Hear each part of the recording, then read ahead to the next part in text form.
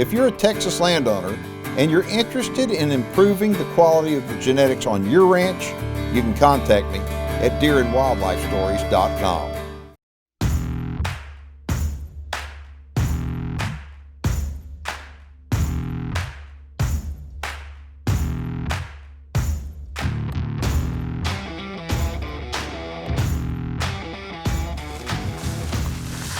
Howdy everybody, I'm Keith Warren and welcome to Deer and Wildlife Stories into East Central Illinois, where we're in the Midwest at Millsview Whitetails. And then later on in the show, we'll be heading to the Lone Star State.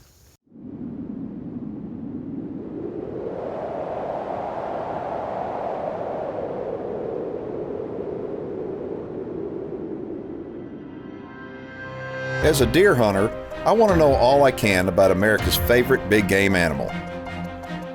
That's why I became a deer farmer. Without deer farms, we lose our greatest resource for research and whitetail management. With them, we gain more knowledge than ever before. Join me as we discover the truth about whitetails and meet those who work every day to preserve this great species for future generations.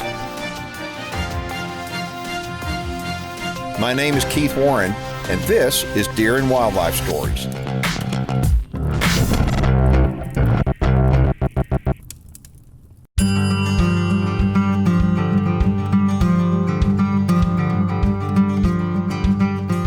Now this is my second time to visit Millsview Whitetails. The first time was actually 2 years ago, but I'm telling you, in 2 years a lot can change on a deer farm. And Greg has been telling me about everything he's got going on, and I'm excited to see it.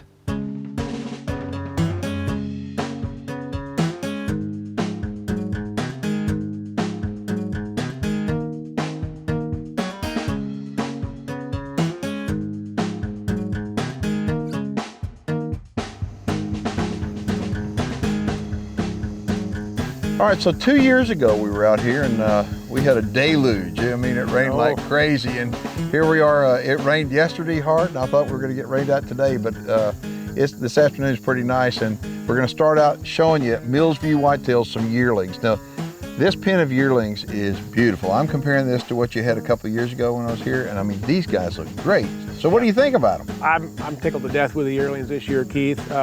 All of them are consistent, you know, just a nice, typical box frames. We like our typical deer, so if I get yearlings that look like this group, then I'm happy because I know what they're going to look like at 2 and 3 years old.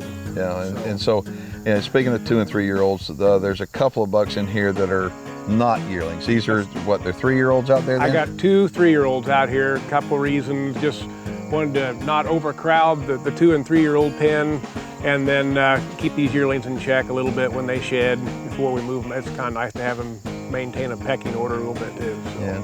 All right, so on these deer right here, as far as were they live bred or were they artificially inseminated? I believe 2 of them are AI.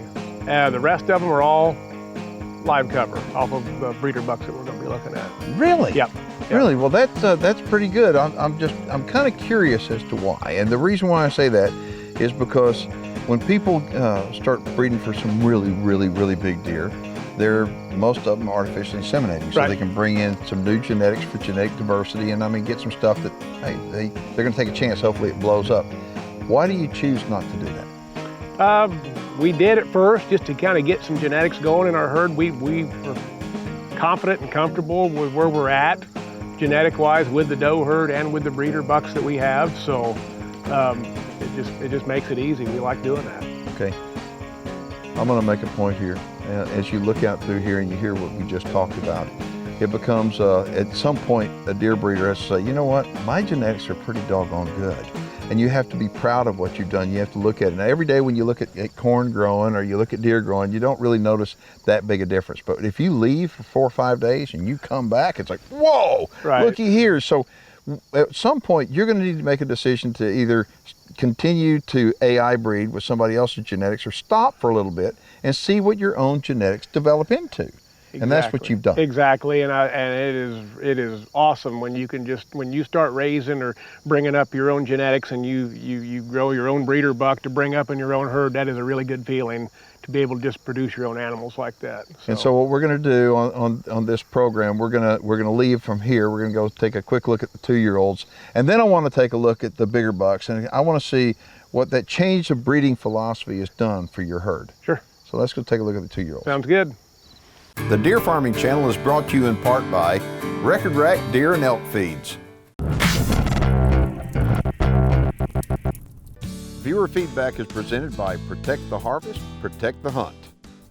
This comes to us off our website from a viewer by the name of James. It says, I see you talking about pedigrees all the time and the NADAR. That's the North American Deer Registry. I'm really considering becoming a deer farmer, just curious how important the deer registry is and why. James, the deer registry, in my opinion, is mandatory for anybody who gets in the deer breeding business. The reason why, it assures you're dealing with who you say you're dealing with. What I mean, it keeps honest people honest. When you're dealing with deer, if you don't have deer in the registry, a brown deer is just a brown deer. It all goes back to pedigree. So for that purpose, I recommend every deer breeder, if you're going to be successful in the deer breeding business, you're going to be a member of the North American Deer Registry. If you've got a question or a comment, you can get a hold of me by going to our website and hit the Connect with Keith tab.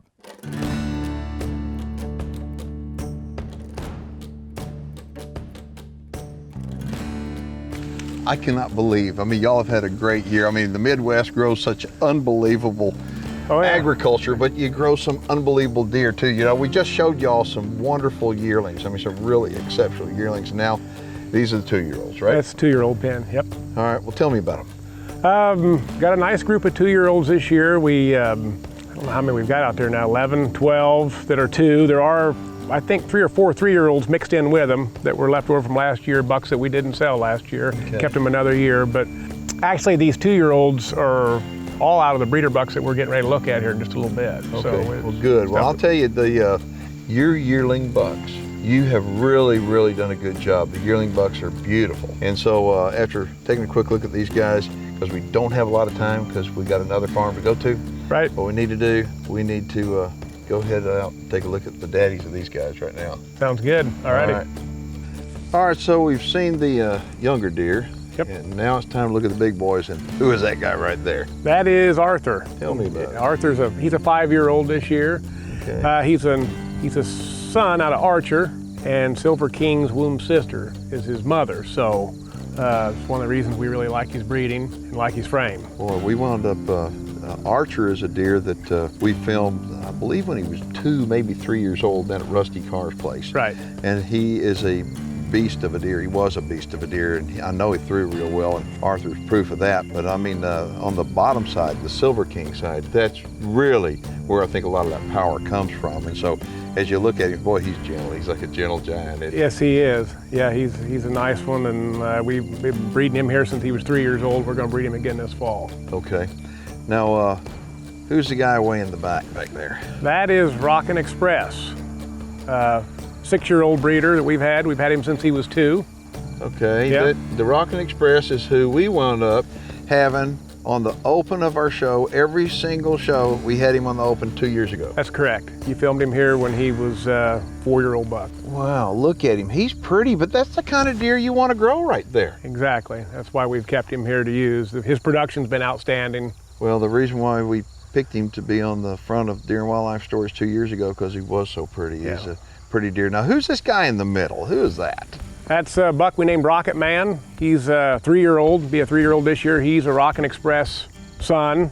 Got really exceptional width, 33.5 inches wide. What's that silver on him? The Luma Shield. We had to do a little work on him. He got into and messed up a couple of his small drop tines, and so we had to put him down about a week ago and just work on him and make sure he didn't get any antler infections. We use that as a spray when we're done working on him. So. Well, and I guess when you knocked him down, that's when you measured him 35 inches wide. Yeah, Man. Okay, well, good deal. Now, as you're looking at these bucks, I want you to know that this would not be possible without the power coming from the dam side or the female side. What I want you to know is that it's real neat to look at the bucks. The girls are really where the power comes from. And Greg sells not only bucks like this, but he also sells does. Tell them about that. Well, we really like our doe herd. We put an emphasis on the maternal side of all of our, even the bucks. You know, we're picking these bucks for their look, yes, but I like to have the maternal side bred the way I like it, you know. So yeah, our does we feel are really strong at this point, and we put a lot of emphasis on the doe herd. So if somebody wants more information about coming out here, Greg, give them a telephone number where they can contact you. Cell phone number is 217-202-8644. You can reach me on that line just literally anytime. I have a website, it's millsviewwhitetails.com. And I would encourage you, if you live in the Midwest, you're interested in deer farming, interested in looking at some really big deer, purchasing some deer, come on out to Millsview Whitetails. And Greg, you've done a heck of a job. Thank you, Keith. I appreciate it. I've been gone 2 years. I came back. Yeah. It's like everything got bigger and better. Thank you. All right. Well, that wraps it up for East Central Illinois. And right now we're going to head down to Texas, and we're going to introduce you to the folks with Lone Wolf Whitetails. If you're in Texas and interested in becoming a deer farmer, you can contact me for deer farming franchise opportunities right here in Texas at deerandwildlifestories.com. All right, so we just finished up in Illinois over at Greg's place, and now we're down in Texas at Lone Wolf Whitetails. This is actually the first time I've ever been out here to Lone Wolf Whitetails, and I'll tell you what, I'm kind of blown away. I've been to virtually every big deer farm there is out there, but I haven't been here. I mean, he's got over 1,000 animals. He's got over 100 pens. I think, why haven't I been here before? I don't know, but I promise you, I won't go by here again without stopping. All right, so this is the last week of August, and you can see they're in the velvet, but most of them are pretty much done growing, don't you think? Yeah, most, but you know, some of them grow a little slower, a little later Yep. to develop than others. And some of them they'll start scratching the first part of September. And some will wait till the end of September. Chuck, how long you been doing this? About 16 years, I think. And how many deer you got total? About 1,100, I think. Kind of gets addictive, doesn't it? It does, yeah. And how many pens you have total? I don't gamble. Yeah. I don't drink. I don't smoke. I don't chase anything except deer. Yeah. So that's my hobby. Yeah. So I can't get in trouble doing that. There you go. And how many pens you have total? About 110, 112. Oh my goodness. But you know, you come out here this time of year, in June, July, and August, every day is like Christmas. Yep. You want to say, how much more have they grown? Right. And it's addictive. It's just addictive. But see, folks, as we're looking at these bucks that we're showing you here, I mean, the bucks are in the velvet. The important thing to point out, yeah, Chuck sells bucks like this. There's no doubt about that. Most of his market, I'm going to let him tell you a little bit about what his market, who his customer is, so to speak. But what he really wants to focus on is the does. As you look at these bucks, okay, he's got the sisters to these guys and the mamas to these guys. And it's those animals right there that he really wants to focus on and let you know, have us let you know, that those are animals that if you want to change the genetics on your piece of property, that's the way to do it with Absolutely. the mamas. I have people that have already been here and picked out the doe that they wanted, because they'd ask, well, who's his sister, and who is his sister, and who is his mother, and then that's how they pick. Just like that, the people in the know that want to improve the genetics on their ranch will pick the sisters and the mothers of the best looking bucks that we have. Because it is on the female side. I mean, as you can look, we're going to show you, there's hundreds of bucks out here. We're going to show you lots and lots of bucks.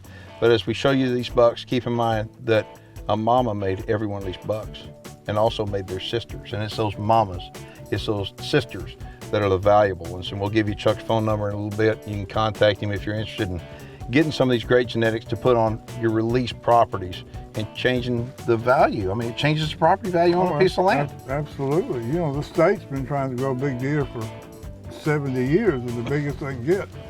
We probably shouldn't put this on. No, we're going to put it on. Listen to this. Listen, this is... But the biggest deer they grow is 140 inches. Yep. And the deer breeders have been doing it 15 or 20 years, and my yearlings are bigger than 140 inches. Right, so doesn't the state do a good job? The state does fine for what the state does. Right, and so, but we wind up, a deer breeder, it's like we do what the state does on steroids. We make it happen. Right, that's right. And people wind up saying, well, the state, why can't the state do a good job like that? Well, the only thing I tell people that I think a government can do better than a private landowner is fight wars. Probably so. And otherwise, the state, there's no hybrid bigger are heterosis in the state's animals. They're line bred to be small. Little pencil antlers, little 4x4s or 5x5, 16 inches long, and they breed year after year And so what are you going to get? More of the same, More of the unless same. you put some of this out there. I mean, look But at it. that buck, you take that one right there. Yep. He's probably 2-year-old, what, 270, 280, Yep. 30 inches wide. That, he's a nice buck. But that is a recessive gene. That is not a dominant gene. The dominant gene is the little 8-point, 130-inch deer Right. that the state raises. So we try to take a recessive gene and make it dominant in the females. And that's what we offer on when we release the deer.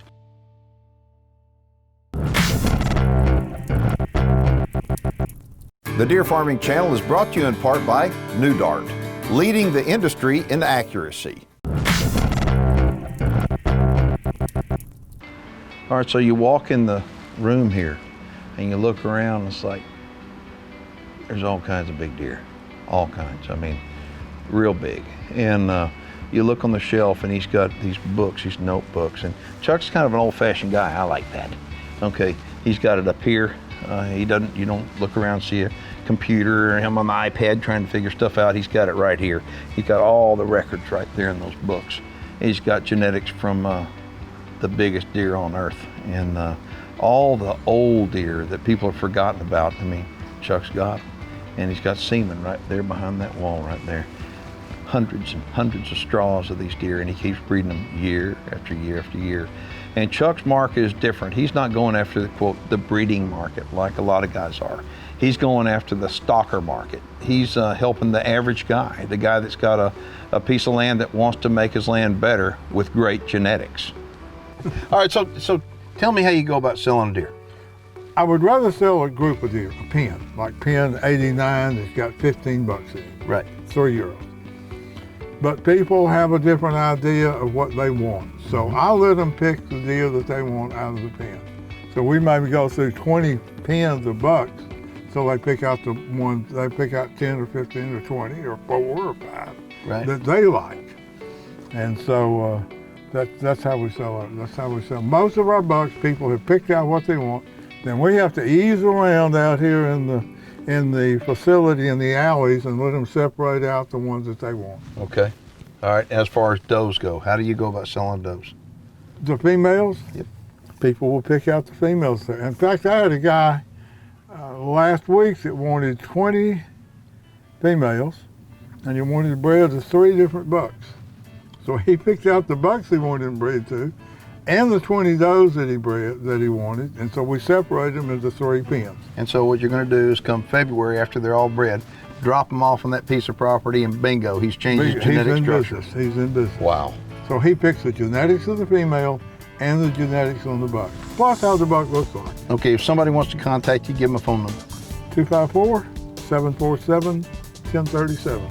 And right now, we're just east of Waco, Texas. If y'all are interested, how far, what, 30 minutes? 30 miles east of Waco. Yeah, and so real easy to get to, and when you come out here, plan on spending some time because he's got a lot of deer and a lot of pens. Most of our market is pasture release, Yep. females and the males. Right.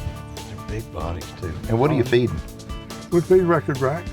Love record rack. We fed the competition for a while Yeah. and did a good job. But record rack, they stay pretty close and they come out and look at our deer. They'll see what genetic plane they're on and make recommendations in the change in the ration. Yep. And the mineral. And the time of year, you know, if you're lactating doe, she's going to need a little different mineral, a little different feed than a doe that's getting you ready to breed with. We like those does to lose a little weight when we wean the babies off and then start back on a weight gain just prior to breeding. Yep, that's the same thing I do. About 30 days prior to breeding, put them really on, put the fat back on them. Put it back on them, let them start gaining.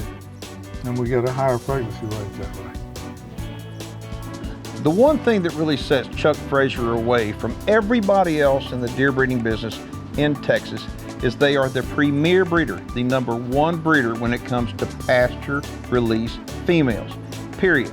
So if you have a piece of property, it's high fence, it has to be high fence, and you have to have a permit through Parks and Wildlife, and you want to put big, great genetic female deer in it, give Chuck Frazier a call. My name is Keith Warren. I want to thank you for watching the program. If you have any questions or comments and you're watching online, go ahead and post them below. If you're not watching online, you can watch at deerandwildlifestories.com 24/7. Thanks for watching.